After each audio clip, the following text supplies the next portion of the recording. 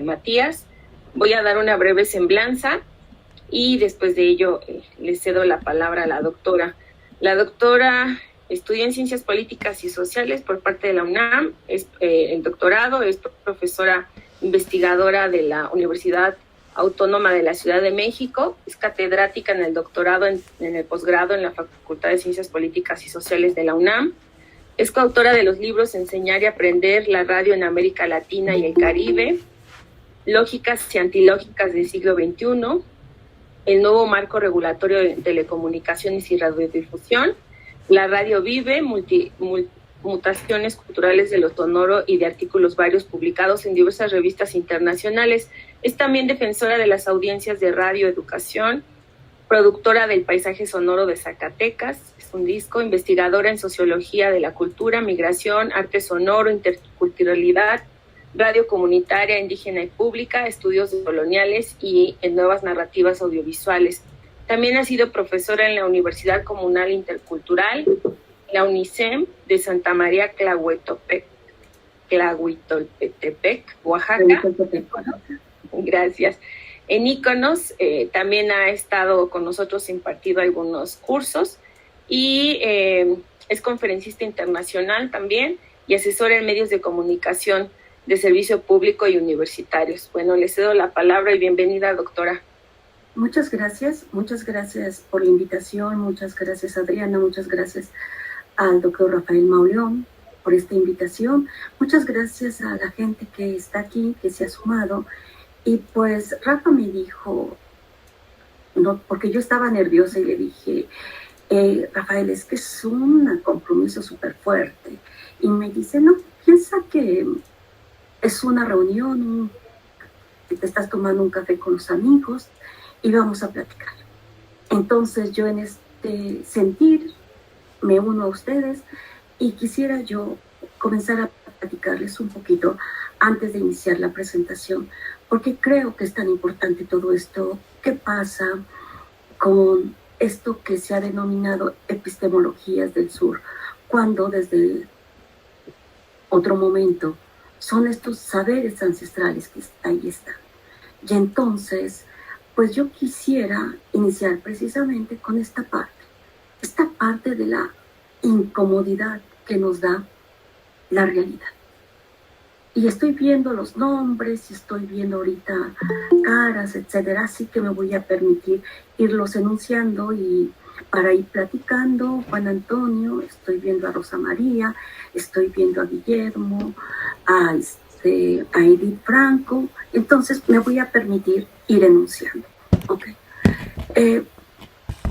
Nosotros, en la sociedad contemporánea, hay un malestar. Ya decía Freud, la parte de Eric Fromm, el malestar en la cultura. Este malestar que nos genera esta incomodidad que estamos viviendo actualmente con una pandemia, donde hemos visto precisamente la visibilización de problemáticas realmente graves, ¿no? Lo hemos visto ahí. Pero vemos también una serie de sectores que a través de los últimos tiempos han sido descuidados. Entonces, dentro de la cultura mije, en Tlahuitoltepec, hablan precisamente de esta incomodidad que se da en el estómago. Cuando te duele el estómago, dicen en Tlahuitoltepec, es que no hay equilibrio en tu cuerpo, no hay equilibrio en tu alma, por eso te duele el estómago. Y entonces, esto me permito relacionarlo con uno de los grandes sociólogos, que es Ray Mills. Ray Mills, en este libro de 1951, va a decir, ¿qué ocurre? ¿En qué momento hacemos investigación? En el momento en que algo que está en la realidad nos inquieta, nos incomoda. ¿Y cuántas de las realidades a las que nos enfrentamos, a las que estamos viendo día a día, no nos están doliendo? Y entonces, frente a esto,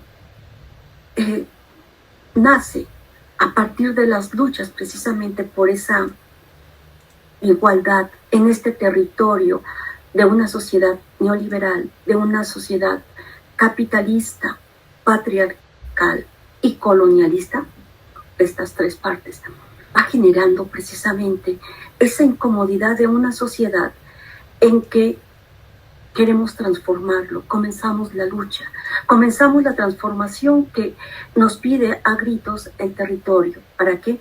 Para comenzar a trabajar en términos de la equidad. Bueno, voy a poner la presentación que ya estaba ahí, espero que se...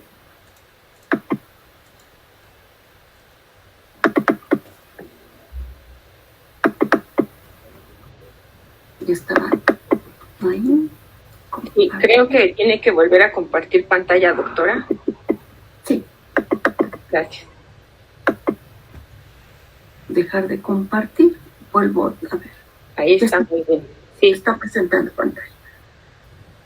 Ahora, la presentación de PowerPoint.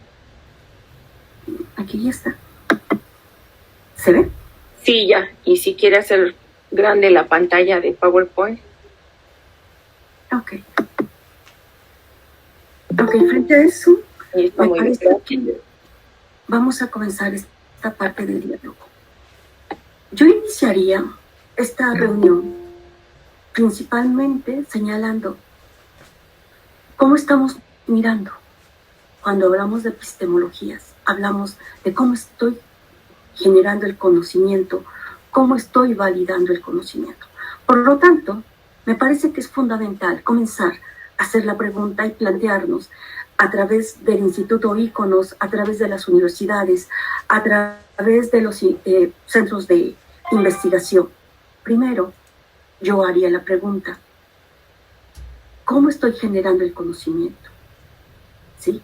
Y creo que es el momento de plantear que hay que establecer otra forma de mirar. ¿Cómo estoy mirando la realidad? Pero también algo en lo que me voy a centrar es cómo le estoy escuchando. A través, precisamente, de la mirada y de la escucha, se conoce el mundo, lo poseo y lo enuncio. A través del lenguaje se enuncia el mundo, ya lo escribía Frantz Fanon, Achille Mbembe. Me parece que el lenguaje es fundamental. ¿Cómo estamos enunciando el mundo desde la academia? Pregunto yo. ¿Cuáles son las categorías? ¿Cuáles son esos conceptos a través de los cuales estamos formando nuestros marcos teóricos? ¿Desde dónde se está construyendo el pensamiento? Me parece que esto es fundamental. Comenzar a replantearnos y a plantearnos cómo yo estoy mirando el mundo, cómo lo escucho y cómo lo poseo y cómo lo enuncio. Y ya desde el mundo de la academia también cómo lo estoy enunciando y cómo estoy construyendo el pensamiento. Esta parte que ahora se denomina la parte de epistemologías del sur, mirar desde el sur, es una cuestión metafórica, real, que allí está presente y que nos duele. Está Frantz Fanon, Aimé Césaire, que de alguna manera va a ser uno de sus mentores, ¿no? A través de esa poesía que va a estar hablando de cómo se construye el negro y cómo Occidente va a crear precisamente el concepto de negritud y el concepto precisamente de ese algo que yo miro diferente. Por supuesto, más contemporánea, esta literata feminista, Gayatri Spivak, ¿no? Y Spivak va a preguntar de forma reiterada, ¿puede hablar el subalterno? Y qué interesante lo que menciona Spivak. El subalterno sí puede hablar. Lo que pasa que a veces los sectores hegemónicos no saben decodificar esta parte de códigos complejos, ¿sí? A veces se dice que son fáciles de decodificar dentro de la parte de la teoría de la cultura popular. El mismo Canclini hablaba y menospreció esta parte. Nosotros nos vamos a dar cuenta a partir del doctor Gilberto Jiménez cómo va a haber una revaloración precisamente de esta cultura popular. Esa cultura que no cualquiera la puede decodificar. Eso me parece fascinante. Fascinante porque durante años se ha hablado precisamente de esa cultura popular como fácil de decodificar. y la toman los medios de comunicación y las convierten precisamente en esta cultura de masas y en esta cultura para las masas, sin comprender la esencia de lo que significa la cultura popular en mayúsculas. Entonces, Spivak, en su famoso texto, puede hablar el subalterno, por supuesto, pero a veces es muy difícil saberlo decodificar. Y entonces aquí me acuerdo mucho de este candidato, bueno, no candidato, sino joven político que va por las calles, colonias populares, se sube a las combis y está sorprendido de la realidad que se vive en México, ¿no? Y le responde un joven, es que tú vienes aquí a vernos como algo extraño, cuando es lo que se vive de forma cotidiana en el espacio público llamado metro, metrobús, autobús, en la parte de los colectivos. Esa realidad es la que se vive. Y tú vienes aquí a mostrarlo como algo extraordinario. Lo que pasa, digo yo, es que no has entendido y no has sabido escuchar. Entonces me parece que el subalterno, por supuesto, se puede hablar, pero hay sectores que no entienden y que no saben y que no se acercan. Frente a eso, prefiero la descalificación. Entonces, creo que da mucho para enunciar. Edward Said, por supuesto, ahí está mal escrito, pero quiere decir Edward Said, con la parte del orientalismo, ya lo decía, ¿no? Cómo se va construyendo precisamente el concepto de Oriente y a partir de qué, a partir de la literatura, cómo voy construyendo a través precisamente de esas metáforas esto que es Oriente y lo voy estigmatizando. Dice Edward Said, ¿no? Decía, ¿cuántos años ya tengo que salí de Palestina y todavía en las universidades me siguen presentando como el migrante, como el palestino? Finalmente, estas construcciones van a estar ahí adheridas a la piel. Y creo que en ese sentido hay que comenzar a revisar. Toda la parte de epistemología del sur bajo estos nombres, obviamente, y por eso yo le decía a Rafa, me pone nerviosa, pues está Boaventura de Sousa Santos, quien ha dado extraordinarias conferencias con el doctor Dussel, la misma Catherine Walsh, Walter Miñolo, Arturo Escobar, y ahorita al final me voy con Jaime Luna Martínez, donde precisamente han comenzado a enunciar qué significa el pensar desde el sur. El sur, sí, como los territorios del sur, que estoy hablando de América Latina y de África, pero también, y yo siempre digo, a veces cuando nosotros hablamos de la parte occidental, pero ¿qué parte de Occidente? Porque si nos vamos a Europa, yo pregunto, ¿qué ocurre en los pueblos de Rumanía, de Polonia, la Yugoslavia, la Grecia, la parte de Turquía? O sea, va a haber pueblos precisamente que van a estar en este territorio. Y entonces, Boaventura de Sousa Santos va a señalar durante mucho tiempo la parte de la teoría crítica, se va a olvidar precisamente de enunciar y de problematizar y visibilizar a las comunidades indígenas.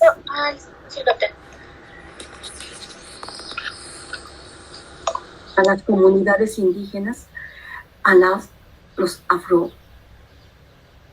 gente afro, a la parte pues trabajadora de cierto sector, y yo creo que ha habido precisamente, cuando se les retoma, hay una folclorización por un lado, pero por otro lado también va a señalar Spivak, dice, gran parte precisamente de esta construcción que se tiene de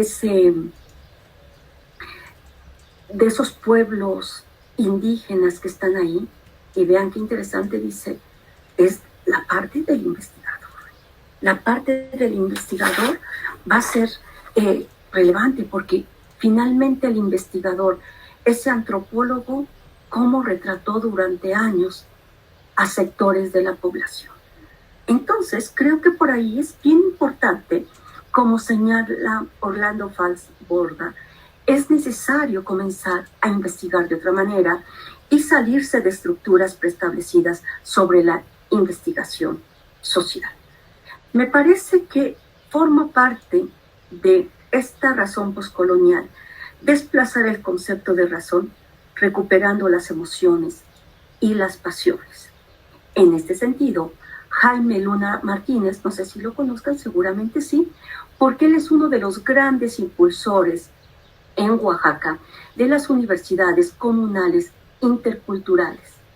Y ahí va a hablar precisamente de uno de los conceptos, donde va a señalar hay que generar nuevos conceptos, y uno de los que se ha trabajado en las universidades comunales interculturales es la parte de la comunalidad. Reflexionar, señala él, precisamente a partir de las categorías.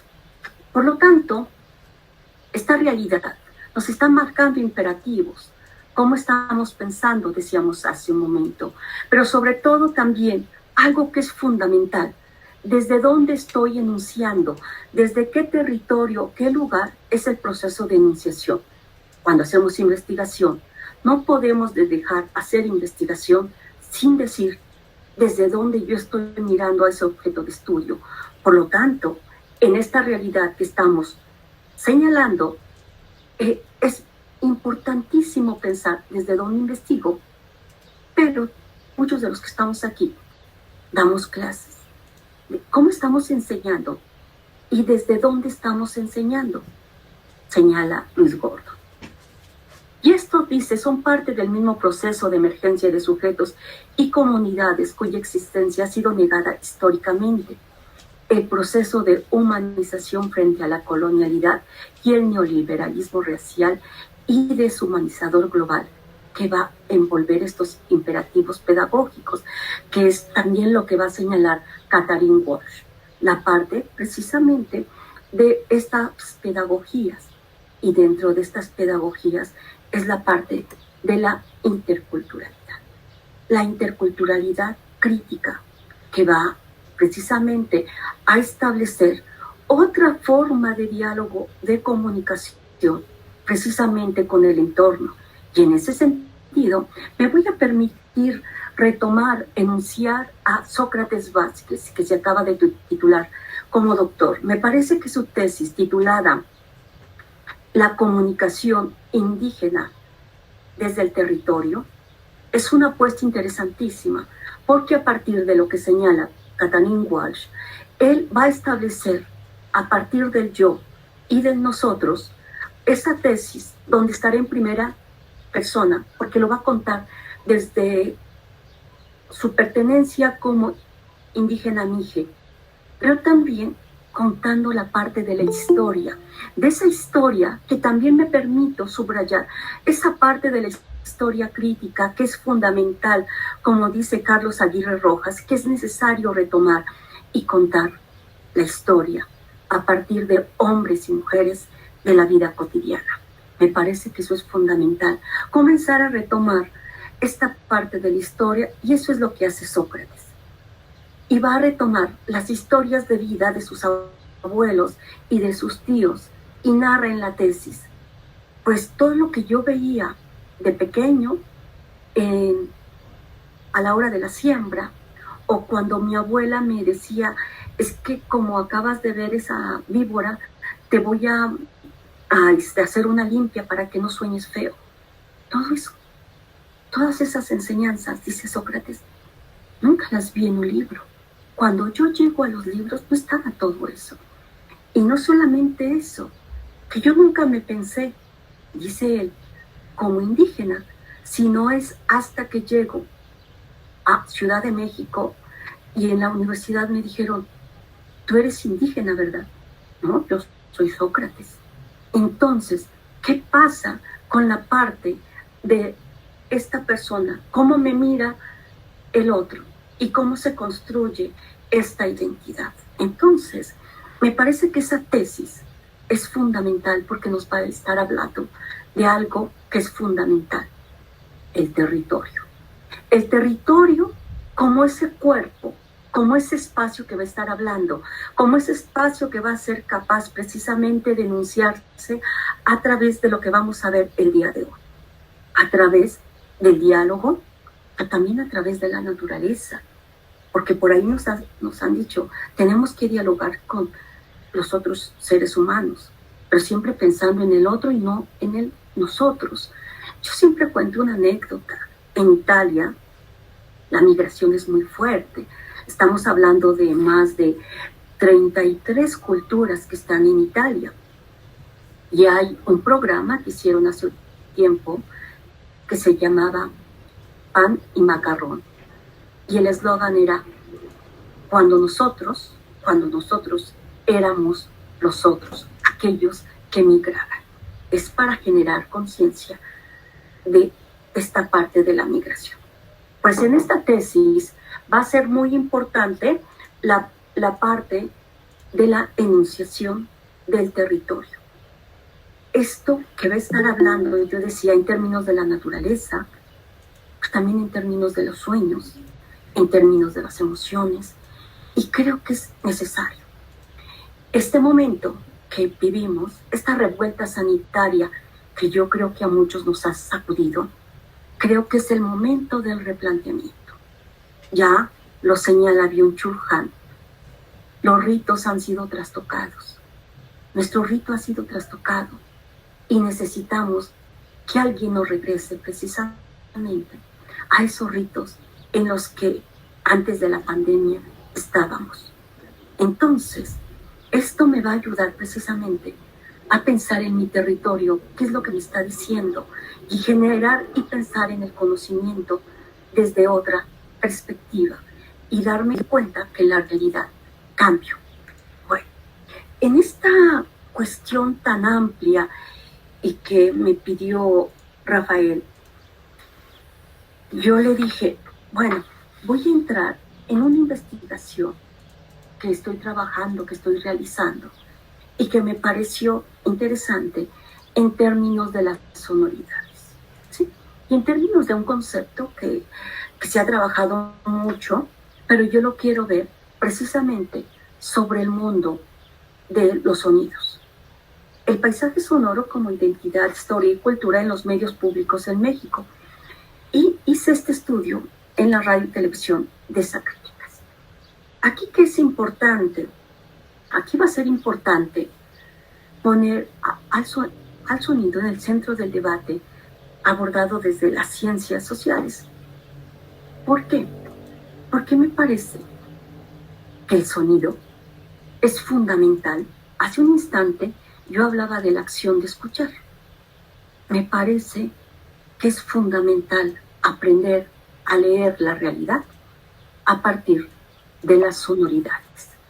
Los sonidos, ¿qué es lo que me están diciendo? Y cuando hablo del sonido, estoy hablando de qué? De los sonidos del entorno, de lo que Murray Schafer va a denominar paisaje sonoro. Pero también a partir de la música. ¿Qué pasa con la industria musical dentro de la radio, de la discografía, Spotify, en fin? ¿Qué pasa con esas sonoridades? Pero también con la palabra. ¿Cómo estoy dialogando con el otro? ¿De qué está hablando el otro? ¿Cuáles son sus entonaciones? Cuando hablamos del sonido, hablamos de un mundo de complejidades. Hablamos de identidad, hablamos de historia, hablamos de política, hablamos de economía, hablamos del ser humano, de las emociones. Y de eso trata este proyecto, a partir del paisaje sonoro. Aquí el objetivo es el uso del paisaje sonoro en el sistema zacatecano de radio y televisión y la escucha de sus audiencias. La escucha me parece que es fundamental, y las audiencias y los derechos de las audiencias, que por primera vez en la reforma de telecomunicaciones y radiodifusión a nivel constitucional 2013 y su ley secundaria 2014, se les va a dar el estatus de derecho humano. nosotros como audiencias, tenemos el derecho humano que todos los medios de comunicación, públicos, privados y de uso social, comunitarios indígenas, nos entreguen contenidos de calidad, contenidos audiovisuales de calidad. Entonces, en eso estamos. Escuchar se convierte en una de las acciones más importantes para generar conocimiento. Hace un momento que mencioné a Jaime Luna Martínez, él habla del concepto de comunalidad y la generación de categorías propias. La categoría de escuchar se convierte en una acción fundamental para lo que son las universidades comunales interculturales en América Latina. Estoy hablando de Cauca, en Colombia, estoy hablando en Ecuador, y mismo en México, donde ya por la SEP ya ha sido reconocida precisamente estas universidades comunales interculturales, y que a veces creo que no sabemos que en este proyecto del gobierno, independientemente de la posición política e ideológica que cada quien tenga, es importante dar a conocer. Por primera vez, dentro de la subsecretaría, se está impulsando y ya está a nivel jurídico, precisamente la parte de las universidades comunales interculturales, que sabemos que ya estaba la del Estado de México, la de Chiapas, pero hay en este momento un impulso a su desarrollo. Bueno, ¿por qué? Porque cuando hablamos de esta parte de la generación de conocimiento desde otros lares, allí se está gestando. ¿Y por qué lo menciono cuando señalo la parte de escuchar? Porque escuchar se convierte en una materia, se convierte en una disciplina, porque es una acción impulsora, fundamental para las comunidades, pero digo yo, para los medios de servicio público de México, porque la idea es que generar una comunicación horizontal, enmarcada en el contexto histórico y cultural. Me parece que ese es el gran reto que tiene, hablo Canal 22, Canal 11, IMER, Radio Educación, las radios universitarias. Me parece que debemos de impulsar, y también desde las universidades, a escuchar. ¿Qué significa la acción de escuchar? Precisamente pensar no solamente en la escucha semántica o en la escucha, la parte semántica, la parte que proviene de la fuente, sino la parte de la escucha reducida. Esta escucha de la que ya nos ha hablado desde 1946 Pierre Schaeffer, ahora retoma relevancia, pero ya lo había dicho Pierre Schaeffer, el mismo John Cage, y por supuesto que en nuestras culturas ancestrales la acción de escuchar es fundamental, pero me parece que se ha dejado de lado. Se ha dejado de lado porque ya no escucho al otro. Yo siempre digo en las clases, ¿quién sabe cuántos me están escuchando? ¿No? Prendes la pantallita o está en el salón, pero su pensamiento no sé en dónde esté. Me parece que el mundo exige como parte de sus pedagogías la acción de escuchar. Y el servicio público en particular me parece que ahí debe de estar. Por lo tanto, yo lo que planteo que el paisaje sonoro, las sonoridades, son un elemento de cohesión social, cultural e histórico en cualquier emisora de servicio público a establecer esta comunicación dialógica, horizontal y plena con las audiencias. Por supuesto que existen pocos estudios desde esta perspectiva y por eso nos interesa, ¿ok? Este estudio lo comenzamos en el sistema zacatecano de radio y televisión. Como bien señaló y leyó Adriana, me ha tocado dar cursos y pues, talleres en las comunidades en Oaxaca, en Tlaxcala, en Hidalgo. Hemos trabajado y entonces, pero no yo que voy a enseñar nada, voy a aprender y vamos a dialogar, pero allí he aprendido tanto. Y cuando el Instituto Federal de Telecomunicaciones y Radiodifusión menciona para la gente que quiere una concesión, les obliga que entreguen un código de ética. y también haya un defensor de las audiencias. Y entonces yo me pongo a reflexionar a partir de esto que he estado trabajando con diversas emisoras y me doy cuenta que los valores, los códigos de ética tienen que ser diferentes. Y yo le decía a un directivo del IFT, creo que por ahí ustedes tienen un vacío. Piden en general un defensor, piden en general un código y los valores son diferentes. Voy a Hidalgo y ahí aprendí a partir de estos señores mayores de 70 años, que son quienes hacen la radio comunitaria, los valores que los rigen. Y entonces aprendí a romper los estereotipos, porque uno dice, una radio comunitaria, ¿no? Y tenemos como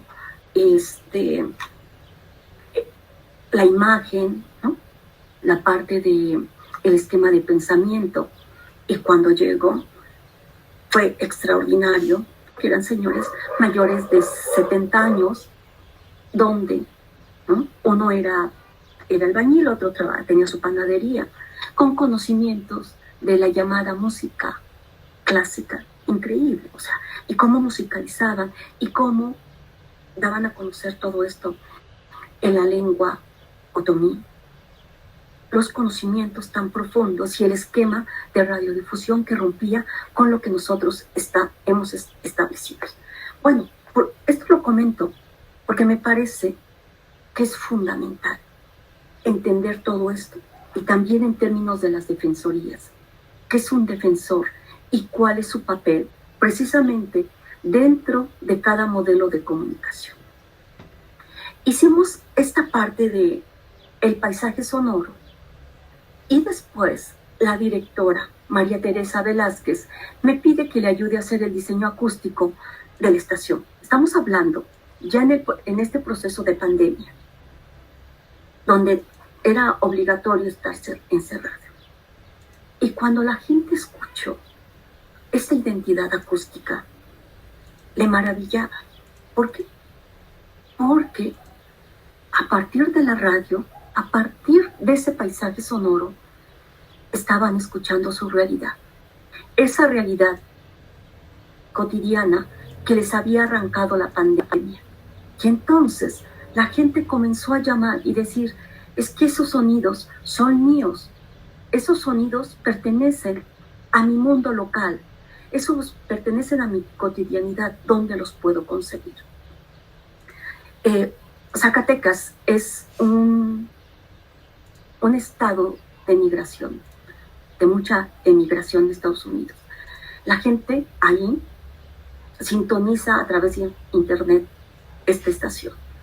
Le escriben a la directora y le dicen, qué maravilla, a partir de estos sonidos yo pude estar otra vez con ustedes ahí en Zacatecas, y recorrí pues todo el centro y también pude escuchar la catedral y pude escuchar el sonido de la bufa y el tren. Entonces, por eso, para mí fue importante a partir de esta experiencia darme cuenta cómo a partir precisamente de esos sonidos las audiencias se sienten identificados y que es fundamental.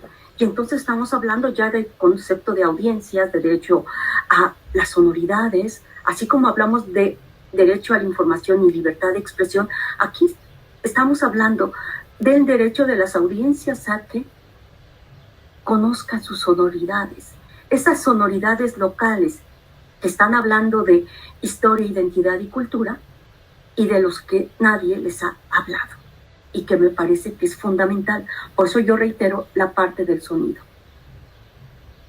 Por eso es importante, dice Jacques Attali, aprender a leer el sonido y su significado. Él dice, en el momento que aprendamos precisamente a leer esas sonoridades, nos vamos a dar cuenta de a qué realidad nos enfrentamos. Y creo que en términos de las ciencias sociales tenemos una deuda por ahí. Nos falta trabajar con mayor profundidad en el mundo de las sonoridades. Y se señala, José Higes dice tenemos que hablar precisamente de esa sinfonía de ciudades, donde cada ciudad va a tener su propia melodía. La composición va a estar integrada por la lengua, los pregones, los sonidos propios de ese territorio del que ya hablábamos. Por eso hay que dejarlo hablar. Pero ya mirando, imaginen toda la significación que va a tener cada uno de estos elementos.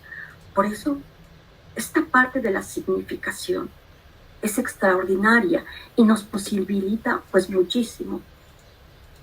Pero ese sonido también, decía yo, de la tierra, y ahora cuando estábamos en Oaxaca y Tlahuitoltepec, ustedes saben que es la parte de la sierra, y dices, claro, es que aquí los sonidos son completamente distintos.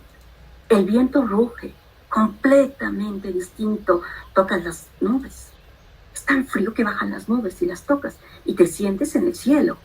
Pero también está toda la parte comunitaria, la fiesta, los sueños, pero también hace un instante hablábamos de las pedagogías, la parte de la pedagogía de llevar a los estudiantes a la milpa como una acción filosófica también.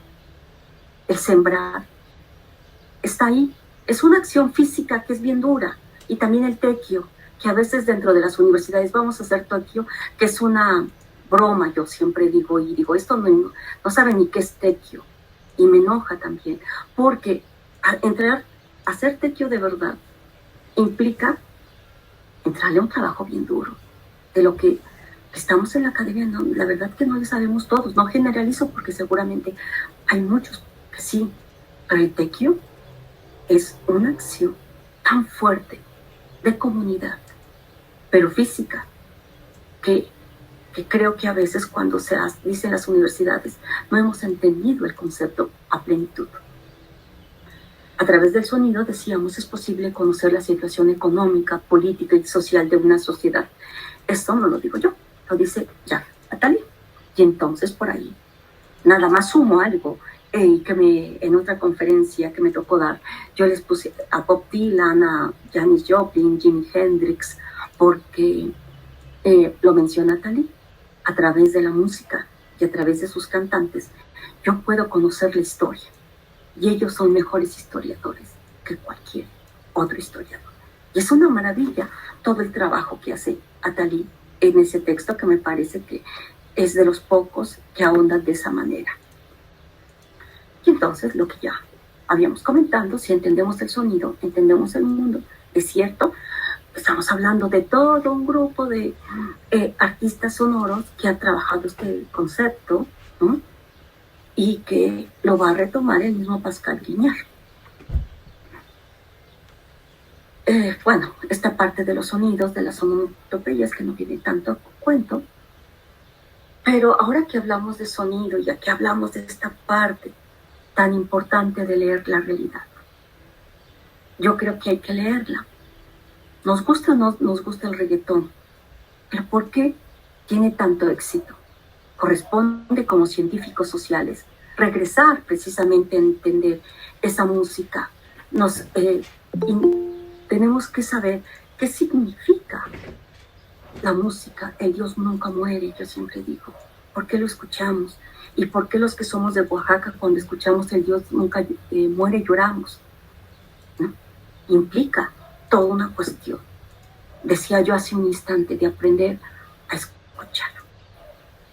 Debe haber alguna verdad en la concebida idea de que es una especie de premonición histórica la música, los sonidos, decía Schoenberg, ¿sí?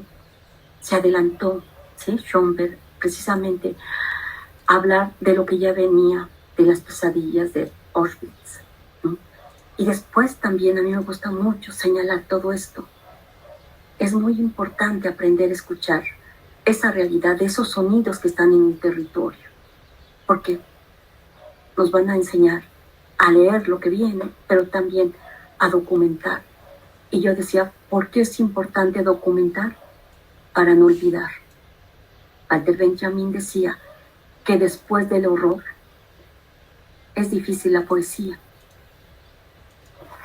Yo pregunto, ¿Por qué es tan importante lo que estamos viviendo y retomarlo?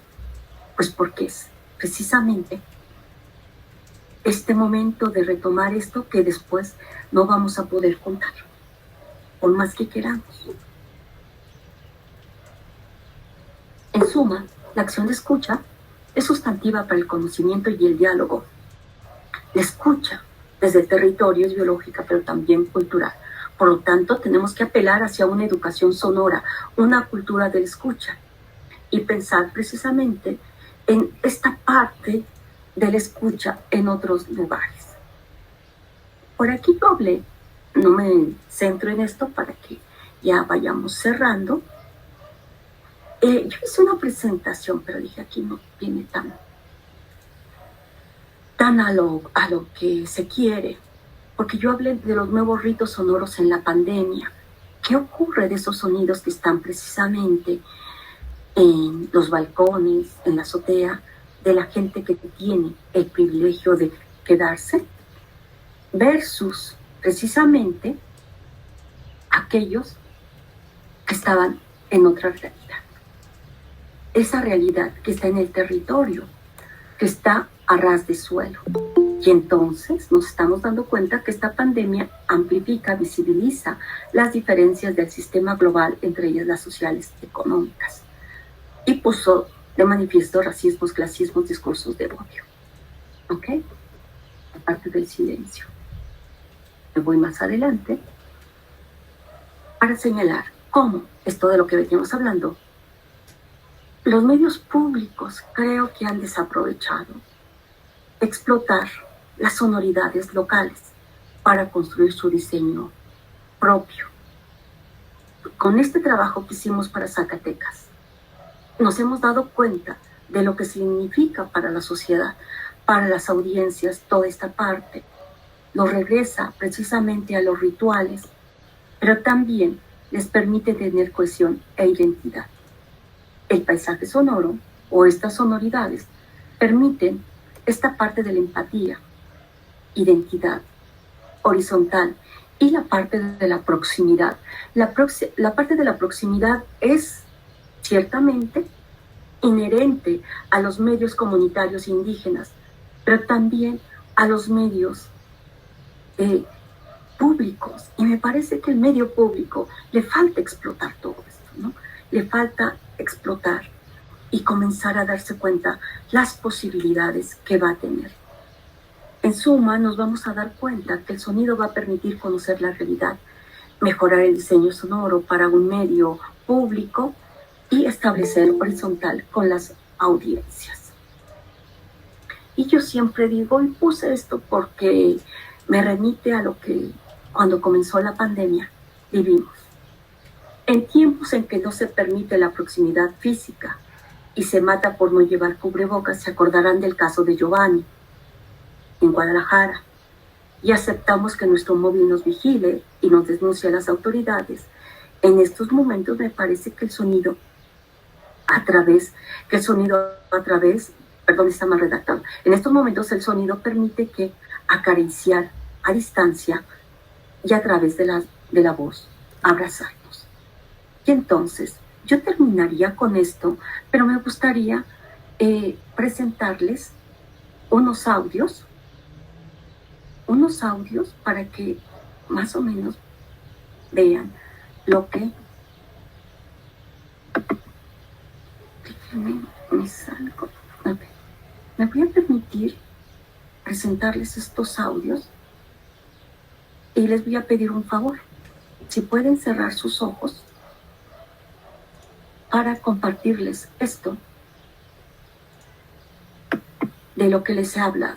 La importancia del sonido, investigar desde otro ángulo, desde estos sonidos del territorio, de la población, de la calle, del espacio público, de estas personas que somos todos nosotros, que deambulamos de forma cotidiana.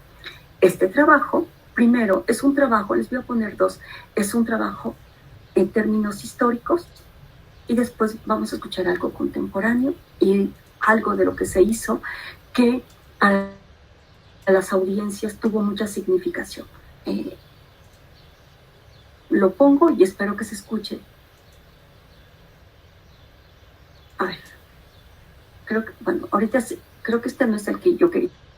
Pero bueno, lo vamos a escuchar y ahorita comentamos y regreso a spotear el otro. Ok.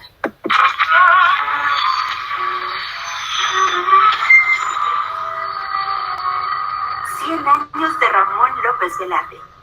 100 años de la radio en México. Hoy, la bizarra capital de mi estado.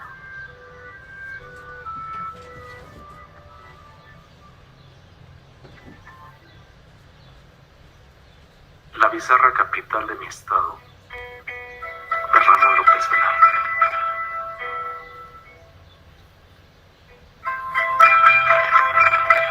He de encomiar en versos sencillísimos La capital bizarra de mi estado, que es un cielo cruel y una tierra colorada.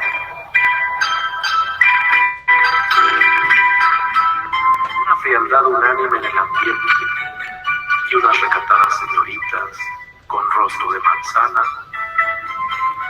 ilustraciones prófugas de las cajas de pasas.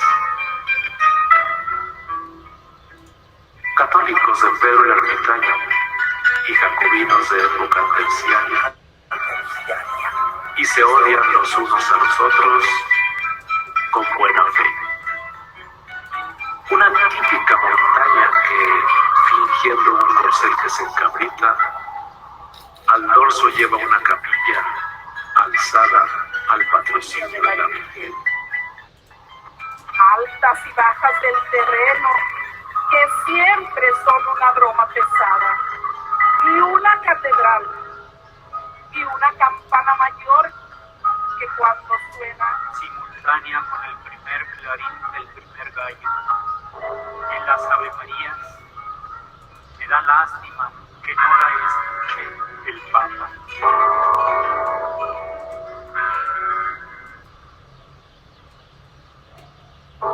Porque la cristiandad entonces clama, cual si fuese su queja más afligida, la vibración metálica.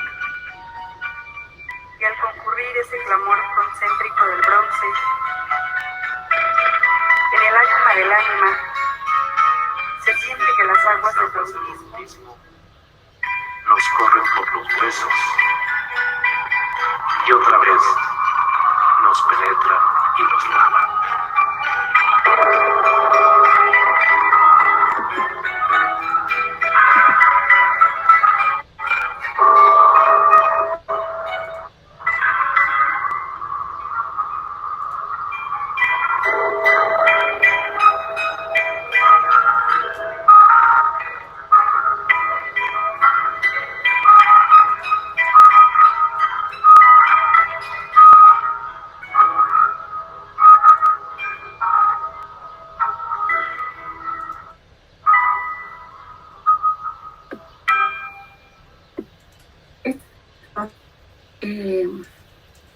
Este trabajo se hizo precisamente para Zacatecas con las voces de la gente que encontramos en las calles. La gente al escucharse se dio cuenta de que su voz estaba en la radio, estaba en Radio Zacatecas, y entonces pues eso los llenó, por supuesto, de alegría, ¿no? Darse cuenta precisamente de cómo un medio público retoma la voz de las audiencias. Vamos a escuchar otro. Este es el histórico, por favor. Que les pido cerrar los ojos y vamos a escuchar.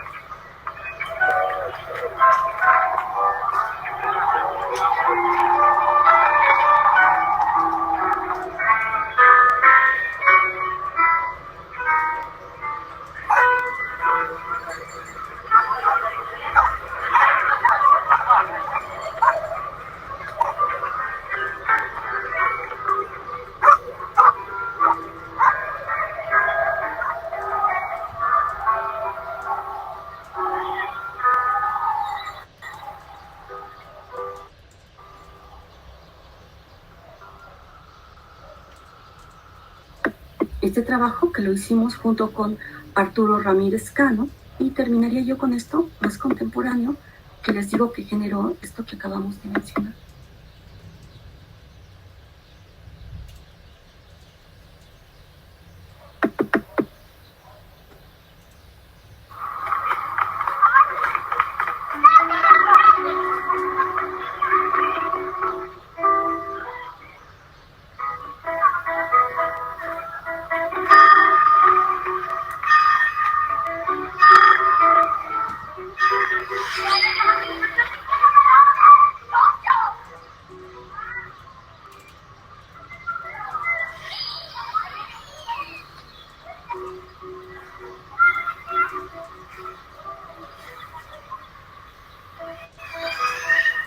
Cacao, chocolate, maíz, cacahuate, todo se muele y ya con leche, canela y tomate.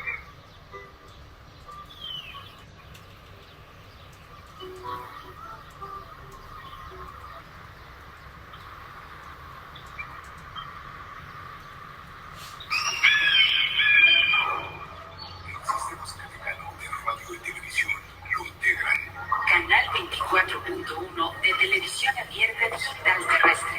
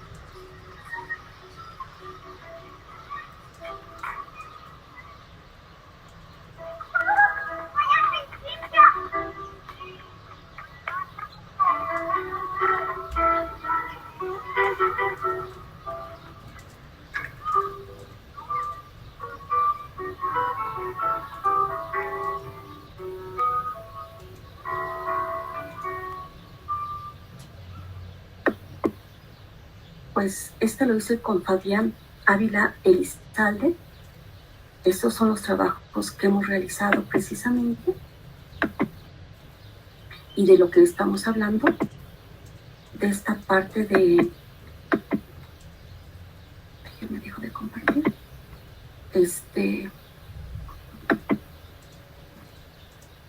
De lo que nos interesa, ¿no? El sonido como objeto y generador de conocimiento. El sonido que nos permite precisamente trabajar desde otra perspectiva. Y creo que eso es fundamental. Y los medios públicos tienen que ahondar en esta parte y comenzar a trabajar desde ese ángulo. Entonces, las epistemologías del sur, ¿no?, invitan precisamente, y creo que invitan, pero también es un imperativo, mirar, escuchar desde ángulos distintos, hacer investigación. Yo por eso creo que para realidades nuevas, métodos y teorías nuevas, me parece que nos corresponde estar reflexionando, dialogando con el objeto desde otra perspectiva, pero también con relatos que ahí están. Y creo que esas historias de diversos sectores, del urbano, de lo rural, de diferentes fenómenos, nos están invitando a que sean investigados. Pues Rafa, yo con esto concluiría. Adriana, yo con esto concluiría.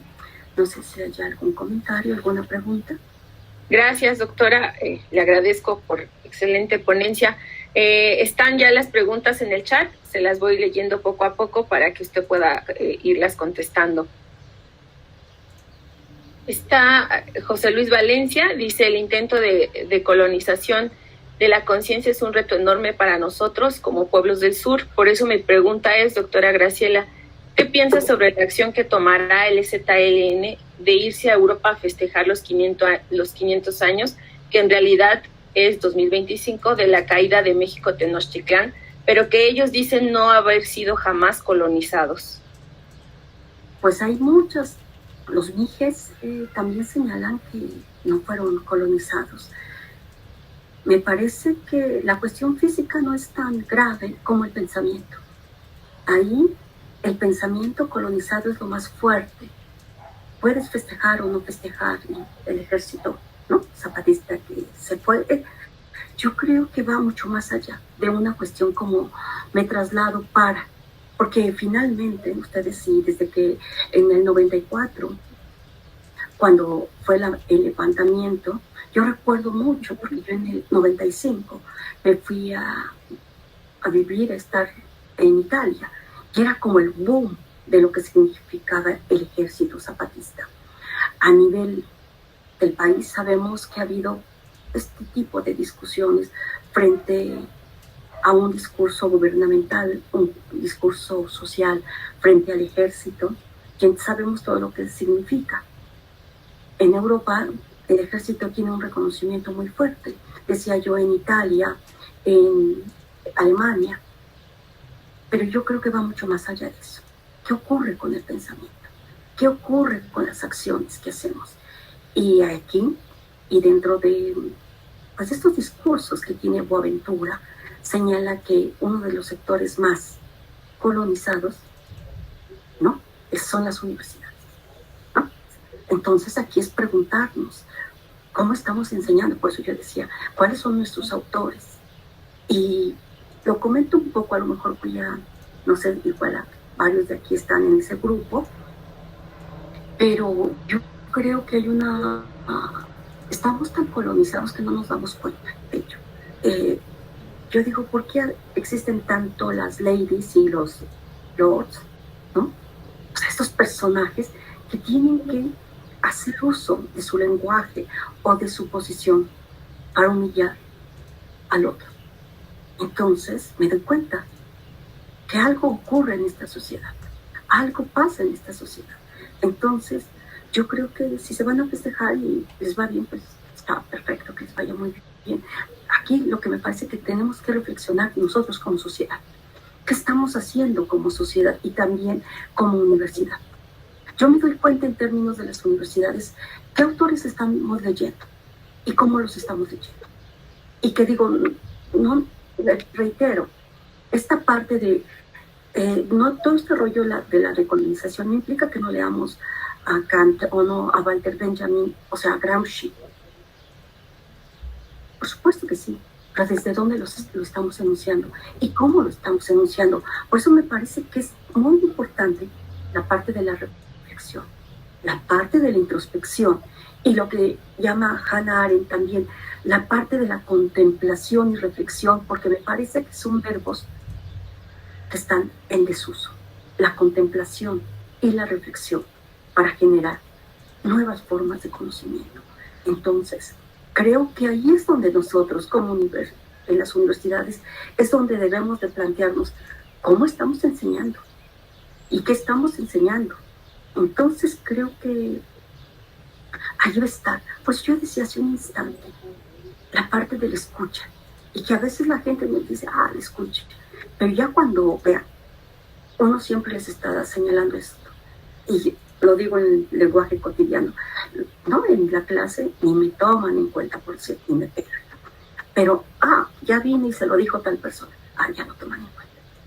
La acción de escuchar es fundamental, y en ese sentido, creo que es importantísimo, y también la parte de observar. Por eso, aquí cuando nosotros decimos, ¿cómo construyo mi objeto de investigación? Si se dan cuenta, a veces no nos damos el tiempo de la reflexión.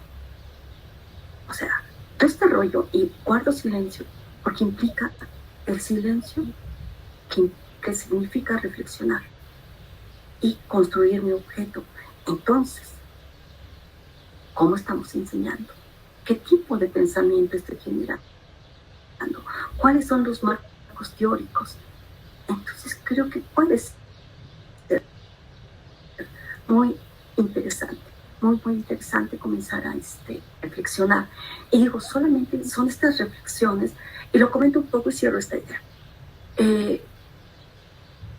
Yo trabajo en el posgrado en ciencias distintas. Y entonces, en la UASM, yo me daba cuenta, no, en la UASM no, en políticas, yo me daba cuenta que poco se veía toda esta perspectiva de leer, por ejemplo, a Fanon, de leer a Achille Mbembe, y entonces se abrió, yo propuse este seminario de interculturalidad, y ha sido tan interesante lo que se ha hecho, que actualmente estamos gestando la red de investigadores de América Latina y de África. Y se generó precisamente a partir del posgrado. ¿Por qué? Porque te vas dando cuenta que hay inquietudes y que desde las universidades, ¿qué es lo que estamos haciendo? Ustedes lo conocen, a Carlos Aguirre Rojas. El doctor Aguirre Rojas, ¿desde dónde está luchando? Toda esta parte también de la historia crítica. Y yo creo que en la coyuntura que estamos implica la reflexión. ¿Cómo estoy generando el conocimiento? Y ahora sí cierro. Presidencia y junto con UNESCO crearon un equipo nacional para crear las políticas públicas para las radios comunitarias indígenas. Al principio, recuerdo, cuando me invitaron, éramos 16, nada más. Y yo me sentía muy orgullosa. ¡Wow! ¿No? Me invitaron. Ahora son como más de 120 personas, ¿no? Todos. Pero después, cuando yo escucho qué pasa con el discurso, digo, esto ya se rompió. Porque ahorita con lo que está pasando en los territorios, en mismo Chiapas, en Oaxaca, en Nayarit, digo, ¿dónde está este grupo para apoyar realmente? Me parece que a veces se invisibilizan las problemáticas principales y se ponen de moda determinadas perspectivas teóricas. Yo lo que creo es que, como dicen los chavos, hay que entrarle, como dicen, neta, ¿no? O sea, en serio. O sea, pero en serio. O sea, pero neta, o sea, de verdad, auténtica. Porque si no se convierte en la moda. Y en la moda de derechos humanos, ¿no? Es que somos defensoras de derechos humanos. Y con todo respeto, ¿no? Por eso, Padurari dice, hay que tener mucho cuidado con los conceptos que estamos usando, porque a través de ellos enunciamos el mundo, y darnos cuenta cuáles son aquellos conceptos, por ejemplo, multiculturalismo, que es tan delicado, ¿no? El reconocimiento, la tolerancia y subrayo, ¿no? Hay que tener mucho cuidado.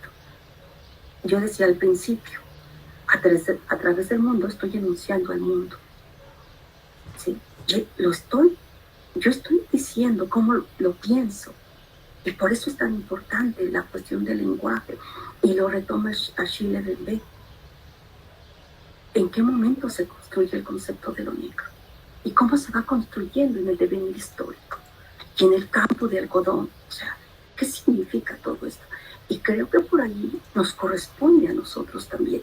¿Qué pasa con nosotros mismos? ¿No? ¿Qué pasa?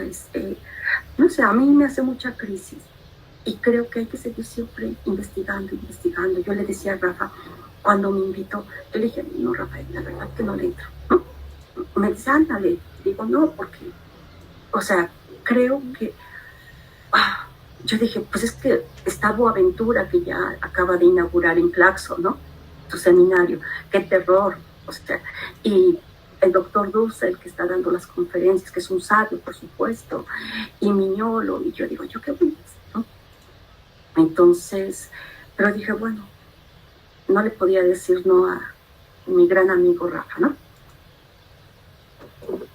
Gracias, doctora. Juan Antonio Madrid Vargas quiere hacer una pregunta de viva voz. Hola, Juan Antonio. Hola, Graciela. Pienso que si la hiciera escrita sería faltarte el respeto. Yo creo que una cosa maravillosa que tienes es este amor a la verdad, y que solo se da en entender los ojitos de la gente. Yo creo que la historia ha sido muy desvirtuada a partir de aquello de que la historia la hacen los vencedores, y yo creo que hay cierta razón, pero cuando la historia se da a partir de la comprensión de los sonidos, es otra cosa. Y a mí me llamó muchísimo la atención desde que te oí hablar. Dije, esta persona habla con la verdad, está enamorada de la verdad.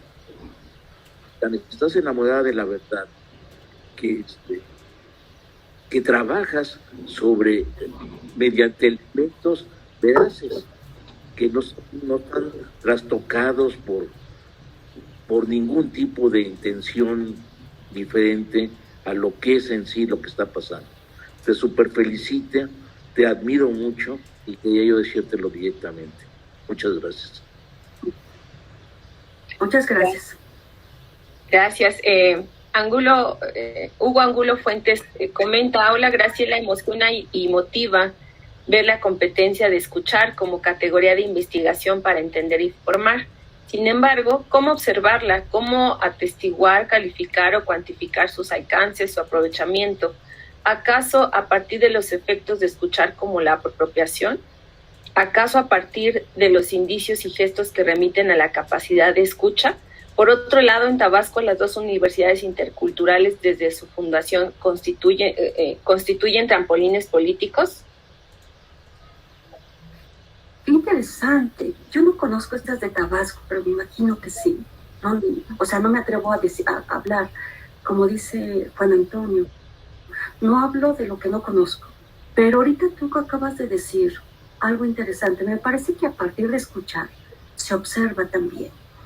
Y yo les recomiendo, seguramente también conocen a Yasunari Kawabata. Yasunari Kawabata. Es de los clásicos. Ya me siento en clase. Anótenlo, por favor, Yasunari Kawabata. Les va a encantar, por favor. El texto, el clásico, seguro que se los digo y lo van a conocer, se llama La Casa de las Bellas Durmientes. En ese texto de La Casa de las Bellas Durmientes va a hablar de la contemplación, de esta parte de mirar con detalle. Yo siempre digo que ya no se contempla, y a veces, Hugo, cuando tú miras a alguien y dices, lo estoy contemplando, nada más lo estás viendo. Y yo creo que parte de la investigación es ser contemplado. Y no lo digo yo, esta parte, este hombre maravilloso que es Yasunari Kawabata, lo va a hacer, lo va a plantear en esta maravillosa novela. Y vean, decía García Márquez decía que envidiaba a un autor, y era Kawabata, ¿no? Y dijo, yo hubiera querido escribir esa novela, y por eso escribió Memorias de mis putas tristes. Pero Kawabata va a hablar mucho de esto que mencionas, la parte de la observación, a partir también de la cuestión de escucha. A partir de la observación se da la contemplación, se da el recuerdo, y con ello el deseo. El deseo es fundamental como un motor para la generación de las emociones, pero también para la generación de esta investigación que tanto estamos queriendo hacer, ¿no? Y por eso sufren mucho en la investigación, porque se están apasionando. Andrés de Luna dice, más vale perderse en la pasión que perder la pasión. Es una frase que hay que subrayar y por eso hay que apasionarse. La pasión viene de la pasión de Cristo, del sufrimiento. Por eso todas las relaciones que son pasionales van a acabar mal, porque es sufrimiento, porque habla de la entrega. Uno no puede ir por la vida, digo yo, sin apasionarte por lo que haces. No puedes. ¿No? Porque si no, uno es como el agua tibia. Hay que entrarle o no entrarle. Y entonces, me parece que sí, la escucha es una categoría,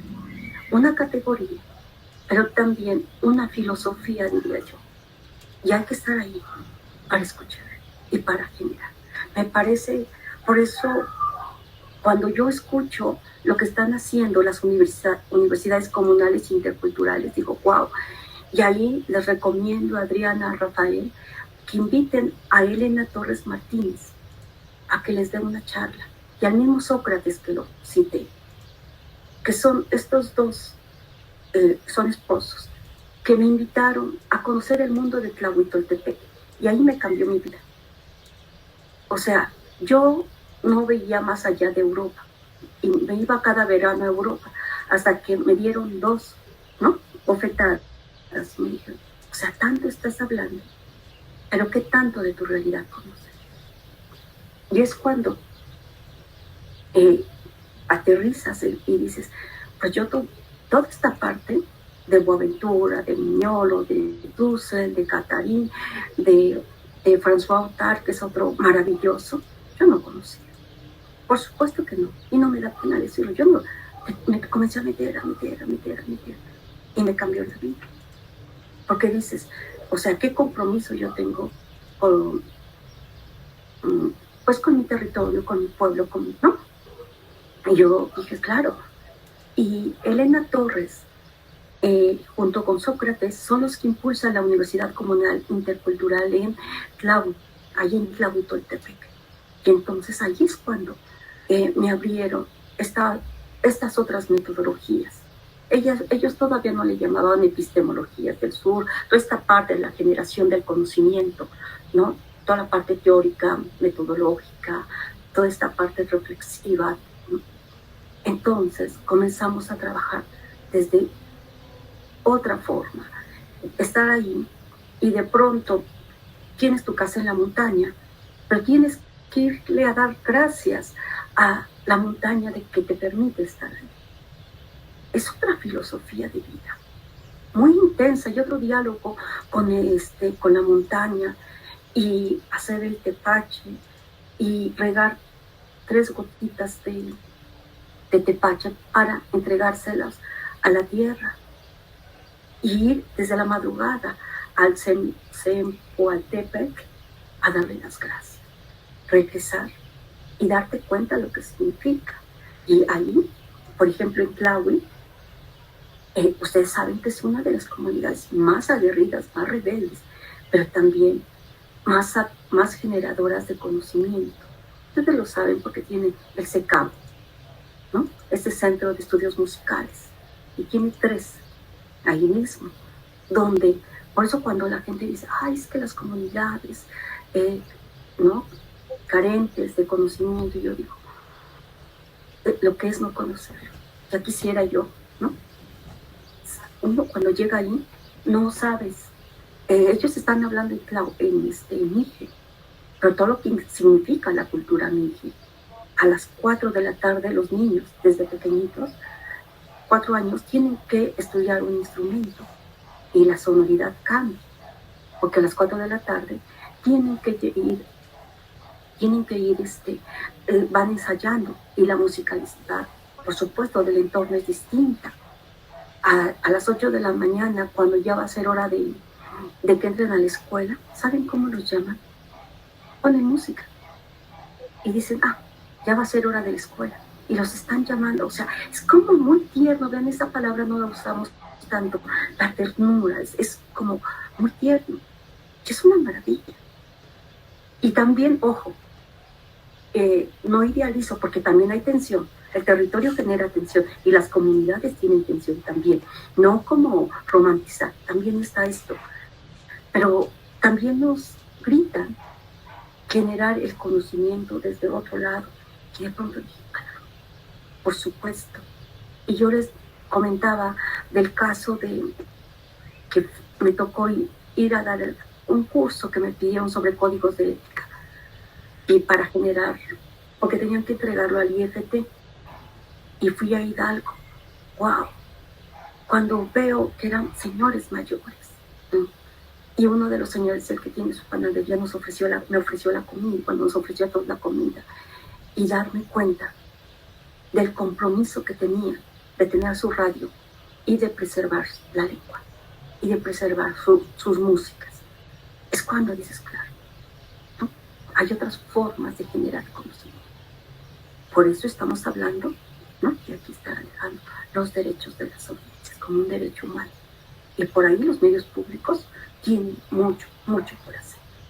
Pues no sé, Adriana. Y solo era aclarar, perdón Adri, solamente era aclarar que se me escapó un signo de interrogación al finalizar lo de este asunto de las universidades interculturales allá en Tabasco, la de Tamuité y la de Oxolotán, que son zonas indígenas. Y bueno, sí, no debía haberle puesto el signo de interrogación. No es que yo he podido estar ahí junto con algunos colegas de la Universidad Autónoma de Tabasco participando en foros que organizan los propios estudiantes y sí hemos visto que es al menos a nivel de directivos o a nivel de rectoría, las universidades lamentablemente ambas son solamente trampolines políticos. Eso es lamentable. Sí es lamentable porque me parece que el compromiso empieza de nosotros. Por eso es tan importante íconos, ¿no? Por eso yo creo tanto en íconos, ¿no? Porque creo que Rafael y todo el equipo permite estar cuestionando todo el tiempo, permite generar otro tipo de investigación. Y eso es muy interesante. Por lo tanto, hay que comenzar a plantearlo. Y por eso yo decía, ¿cómo estoy pensando? ¿Cómo estoy escuchando? Forma parte del análisis cultural. ¿No? Que esto es cultural. Pero también, yo sí le apuesto, quizá a lo mejor cada quien ha vivido esta crisis de forma distinta, pero creo que esta pandemia nos ha pegado muchísimo. Y si no entendemos eso, no hemos entendido nada. Nos puede pasar lo peor y no vamos a entender. Entonces, yo creo que hay que aprender. Hay que aprender qué es lo que nos está diciendo la realidad. Y retomarlo y cuestionarlo. Y esto en las investigaciones tiene que estar. Porque ustedes están viviendo esta coyuntura y a fuerza tiene que estar. Y de decir, la presente investigación se desarrolló, ¿no?, en el contexto de la pandemia del SARS-CoV-2. ¿Por qué? Para que la gente lo entienda desde dónde están enunciando esto. ¿Cuál fue ese contexto? Por supuesto, el contexto. Recuerden que para la investigación, historia, contexto, ¿sí?, es fundamental. Obviamente el marco teórico y obvio la parte de la biografía, desde dónde enuncio. No hay que tener imaginación sociológica, tener la capacidad de hacer precisamente coherente todos estos elementos para la investigación. Pues, gracias, doctora.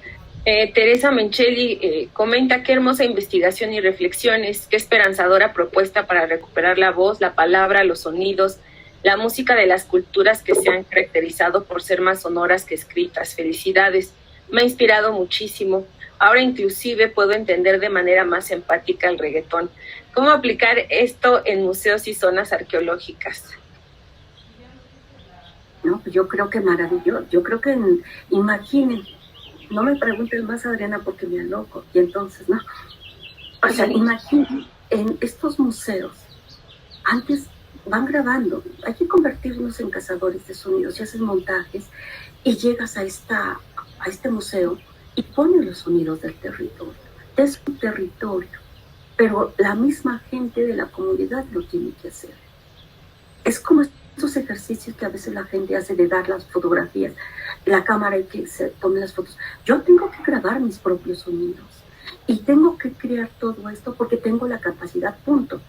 Y entonces, por supuesto, las posibilidades son muchas, pero el llamado también es a las ciencias sociales, a nuestra área. Los estudios sonoros es una disciplina que ahí yo la quiero proponer en el posgrado de la Facultad facultad, porque me llegaron ahorita alumnos que están trabajando con la parte de la sonoridad en los tambores haitianos. Otra chica está trabajando la parte de la música, está haciendo un análisis comparativo entre la música del son jarocho y el joropo colombiano. Y me va llegando más gente con sonidos y digo, no hay una disciplina que me hable del sonido en posgrado. Yo no conozco en México ninguna. Digo, no estoy hablando de las facultades de música, ¿eh? Este es otro, o antropología. Ahí sí está la etnomúsica, ahí está. Y también obviamente en la facultad de música, ahí sí, obviamente. Pero hablo desde las ciencias sociales, la ciencia política, la migración, los fenómenos migratorios, ahí está. Va a cambiar el entorno acústico a partir de los fenómenos migratorios. La parte de la industria cultural, la industria del disco, ahí está. Entonces creo que nos falta, pero a mí me gusta mucho trabajar todo esto, y yo dije, bueno, los medios públicos, ¿por qué no explotan todo esto y hacen una radio muy fea, no? O sea, repitiendo, solamente le llaman chispa, sube y baja, cuando hay muchas posibilidades, y también dentro del urbano. Hace tiempo me entrevistaron para una radio en Ciudad Neza, y me dice el entrevistador, pero vamos a hacer la entrevista anoche ya que no haya preguntas. Yo le digo, ¿por qué no? Imagínate que nos estén escuchando en Finlandia, van a decir, wow, ¿qué son todos esos sonidos maravillosos? O sea, este rollo de ¿por qué me tengo que avergonzar de lo que es mío? Cuando, si tú escuchas una radio o un podcast de otro lugar, ¿qué es lo que quieres escuchar? Los sonidos locales, ¿cierto o no? Sí. ¿Dónde está la riqueza? ¿Y por qué me voy a avergonzar? Decía el otro día, ¿no? Que se estaba quejando Aguilar Camín de este anuncio de se compran, se venden, ¿no? Yo dije, wow, es un leitmotiv propio de nuestros tiempos. Como antaño existía el ropavejero, pues ahorita está esto, ¿y por qué no? ¿Por qué no lo comparto? Me parece. Entonces, creo que hay nuevas formas, y aprendamos a leer, y aprendamos a darnos cuenta que esas sonoridades también nos van a hablar de la economía. Yo les decía hace tiempo, en esta situación que nos encontramos, mucha gente se quedó sin empleo. Entonces, frente a esta situación, salió a vender a las calles. Y hay nuevos pregones.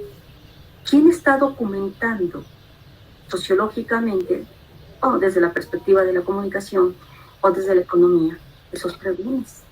Están hablando de una realidad. Ya hay nuevos pregones. ¿Quién imaginó que se iban a vender y se iban a convertir en una cuestión de moda la parte de las mascarillas? ¿Y cuántas cosas nuevas no hay? ¿Y por qué no los documentamos? Creo que por ahí falta mucho. Gracias, doctora. Rosa María Macías Herrera comenta, muy interesante, porque particularmente los lugares de México son llenos de sonidos, nos llenan de emociones y experiencias. Nuestros sonidos son únicos y especiales. Hugo Angulo, acerca de la falta de trabajo en la sonoridad como detonante epistémico y estético. Claro. Radio Lora, de la capital en Suiza, en la que participa el tabasqueño Aldo Flores, dedican producción a la elaboración de postales sonoras, y con estas cubren necesidades para los migrantes que llegan a Suiza de diferentes partes del mundo. Aldo es un gestor cultural. Andrea Roldán Martínez, gracias por tan buena y reflexiva ponencia. Alejandro Arana Velázquez, muchas felicidades, doctora Graciela, excelente ponencia, saludos. Edith Franco comenta, qué gozo escucharla, hasta me sacó una lagrimita, el sonido es magnífico, te abre una ventana a otros mundos, a otras realidades, es como estar en otro lugar, como abrir una ventana y trasladarse a un lugar diferente. En verdad aplaudo su labor, me encanta cómo los estudios del sur pueden reflejarse en un estado norteño, un ejemplo de transculturalidad. mucho que pensar, mucho que aprender. Gracias de corazón por compartir esto con nosotros.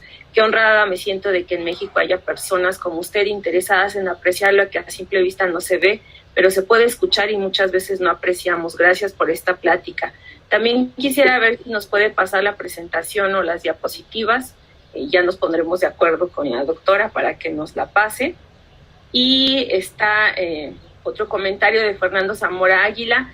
Doctora Martínez, qué buena sugerencia la de cerrar los ojos para escuchar los archivos de audio que nos presentó. Nos hace ver que en nuestra vida las imágenes sonoras son de gran importancia, que lo visual es solo una dimensión de la vida social.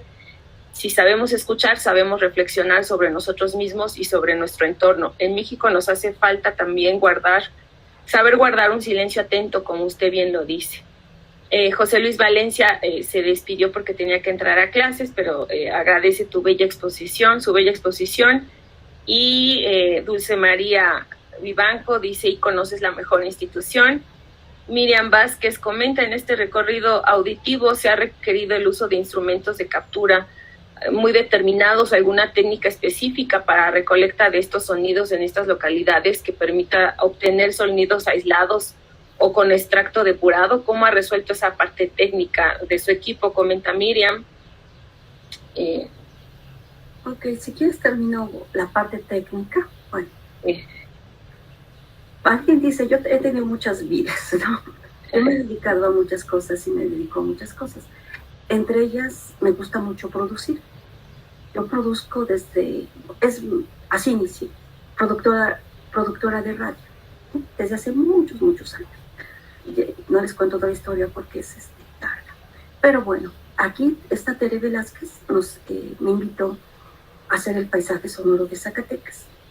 Y entonces me dijo, ¿te contratamos a ti o a otra persona? Y dije, no, pues yo. Y le pedí, a mí me parece que es uno de los mejores ingenieros, Arturo Ramírez Cano, del claustro de Sor Juana, y a un músico que es Fabián Ávila, para que grabáramos el paisaje sonoro, que me parece que es una cosa extraordinaria. Es una filosofía hacer paisaje sonoro, porque tienes que hacer trabajo de investigación previo, qué vas a grabar, y después ir a cazar los sonidos. Y tuvimos el auxilio del cronista de la ciudad y del director del Instituto de Cultura, para que nos dijera que el primer ejercicio que les puse, no del poema, el segundo que les dije era histórico. El cronista nos fue diciendo qué tipo de sonidos había en ese momento, 1906, pero nos dijo, algo característico de Zacatecas es el aguamilero. ¿Y a qué hora pasa el aguamilero? No, a las 6 de la mañana. Pues levántate a las 5 de la mañana para estarlo cazando, ¿no? Y hasta que llegó, porque llegó tarde ese día. O sea, horas, la espera, como dice Roland Barthes, se convierte en una acción importante. Porque durante la espera no sabes qué te vas a encontrar. También en ese proceso, cuando el cronista nos dijo, hay unas aves características de Zacatecas. ¿Y dónde las encuentro? En la Alameda. Fuimos a la Alameda y la gente se nos quedaba viendo qué hacen estos. Bueno, y entonces, les dijimos que estábamos esperando que llegara tal pajarraco. Y casi nos dijeron, le dieron cita, no, porque no llegaba. Y ya después nos dicen, no llegan a esta hora. Y ellos llegan a las 5 de la mañana a desvelarte otra vez, ¿no? A desvelarte. Perdón, tantitito.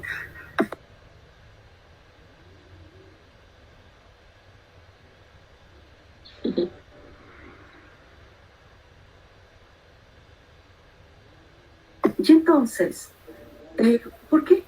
La técnica para el paisaje sonoro es la parte, también esperar, hacer investigación, saber qué significa tal sonido para la sociedad. Entonces, recorrer los mercados, recorrer distintos espacios. La grabadora, llevábamos una grabadora Tascam, cada uno, pero con micrófonos distintos, con booms distintos, por ejemplo, para grabar el sonido de la bufa, abajo el sonido del viento quedaba feo, y obviamente debes de tener un protector tanto para los micrófonos, para las grabadoras. Y lo comento porque el día anterior había llovido y dice Arturo, subamos a grabar hasta la bufa. Y yo le dije, yo uso plataformas. Y dije, bueno, vamos pues, ¿no? Y entonces, y lo comento porque había llovido y estaba todo resbaloso. Y ya subimos y el tipo de sonoridad es distinto. Ok, hay que grabar, grabamos 3 días seguidos y fuimos recogiendo los sonidos. Después el concepto, qué es lo que yo quiero. Yo como productora debo de tener claro el concepto para el montaje y la edición y después la obra. Con mucho gusto los audios se los paso a Adriana, a Rafael, para que los compartan. Creo que son muy lindos. No son míos, son del Sistema Zacatecano de Radio y Televisión, pero a raíz de eso creo que ha dado para hacer investigación. Gracias, doctora Graciela. Leo solamente 2 últimos comentarios. Alicia Isabel Nogués Morales dice, primero un saludo y felicitaciones por esta fascinante plática. Qué importante resignificar los conceptos a partir de una mirada al territorio y sus realidades. El trabajo que nos presenta invita a una reflexión desde las ciencias sociales. Y Ana Vázquez Callejas comenta si tiene algún material para consultar acerca de los temas sonoros, pero como ya lo comentó, pues lo va a compartir conmigo y con Rafa para que se los hagamos llegar. Y comparto este agradecimiento, este reconocimiento a la doctora Graciela por esta conferencia. Muchas gracias, doctora. Pues muchas gracias. Un gusto escucharla, como siempre. Muchas gracias, Rafa. Y a todos, por favor, muchas gracias, Edith, a Gaby, a todos, a Isabel, a Juan Antonio. Pues es un gusto y muchas gracias por escucharme. Muchas gracias, Graciela. Muchas gracias. Pues nada, de verdad que fue un honor el que aceptaras. Yo quiero señalar que le agradezco por muchas cosas a Graciela el que esté el día de hoy. Y bueno, pues invitarlos, la próxima semana será la última charla en torno a epistemologías transdisciplinarias. Ojalá que nos puedan acompañar. Gracias y buenas noches. Buenas noches y muchas gracias. Gracias, mi querida Chela. Gracias, muchas gracias, de verdad. Chao, chao.